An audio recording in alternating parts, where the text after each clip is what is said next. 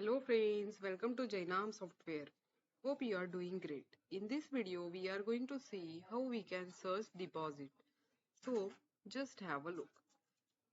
So from the search bar, I will search one customer, let's say F-4.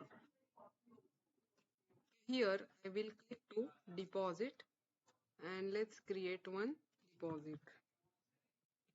So here we need to mention all the details and just calculate, and you can enter the deposit date. So here I will create this for 1st of December. So just save. So here you can see deposit 53 saved successfully. Now you can search this number from the search bar D-53. So you can see all the details in this search. So you can search this from the search bar D-53.